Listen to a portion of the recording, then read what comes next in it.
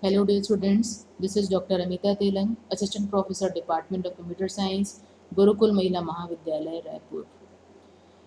In the subject operating system, today we will see device management.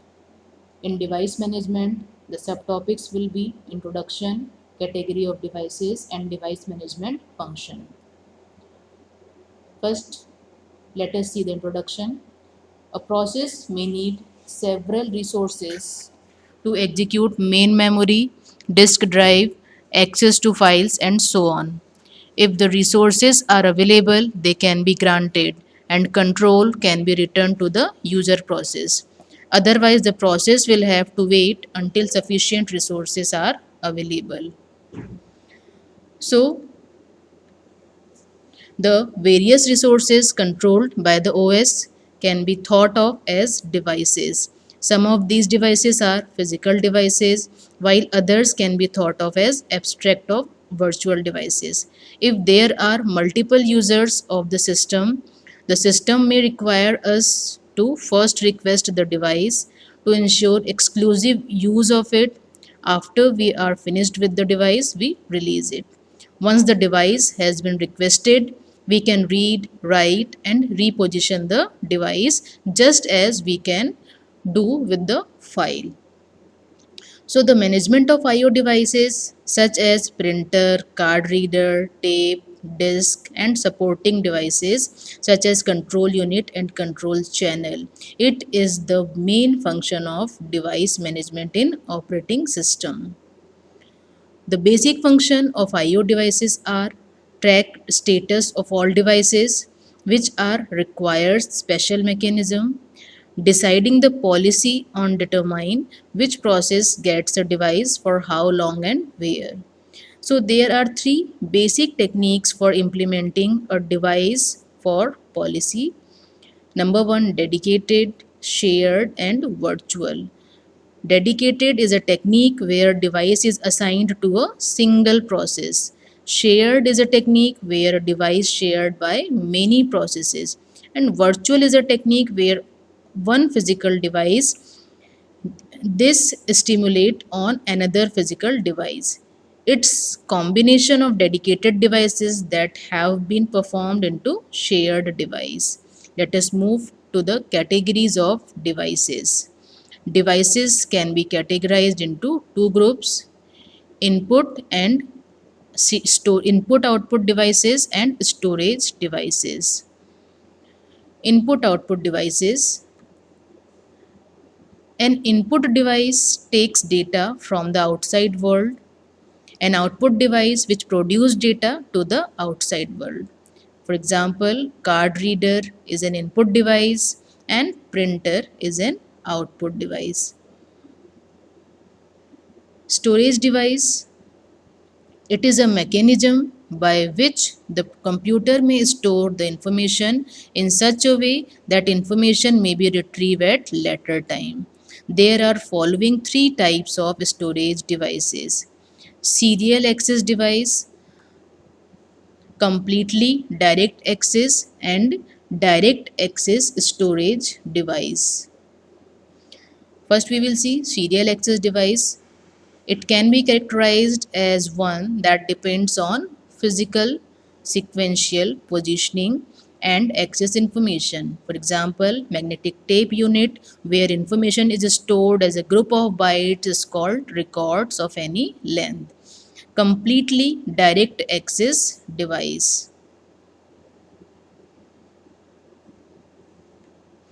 A completely direct access device is one in which the access time is constant.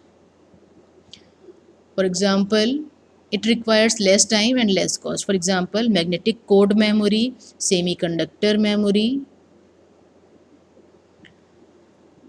and read-only wired memory. Third one is direct access storage devices, DASD. It is one that is characterized by small variance in the access time. These have been called direct access storage device. For example, magnetic drum and magnetic disk.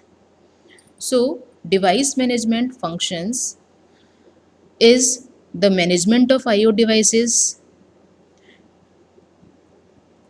which is used in our operating system scenario. We already discussed this point that the basic function is to track status of all device, deciding the policy on determine which process gets a device. And there are three basic requirements: dedicated, shared, and virtual. Virtual is important point here. It is a technique where one physical device is stimulated on another physical device, as we already discussed this point in our previous topic. Allocation is and deallocation. Physically ascending a device to process with control unit and channel. And deallocation means they deallocate the device at two levels, on job level and on process level. So in job level, if we are deallocating a device assigned only as long as the job exists in the system. And on process level, a device assigned only for as long as process need it. So all in this subtopics we already seen this thing, that there are many important points related to device management, and the important point here is direct access storage device.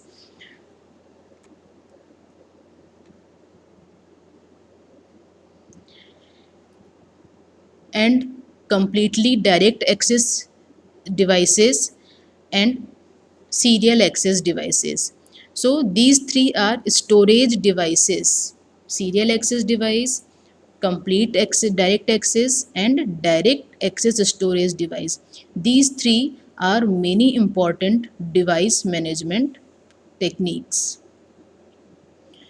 Here are some factors that contribute to time required to access a file, such as seek time, time required to position the read write head on the proper track; search time, time it takes to rotate DASD until requested record is under read write head; transfer time, when data is actually transferred from secondary storage to main memory.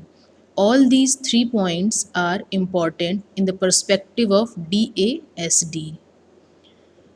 There are some more device management technique related to operating system, such as CD rewritable technology, digital video disk technology. They all are related to DASD. In our next class, we will see the topic information management.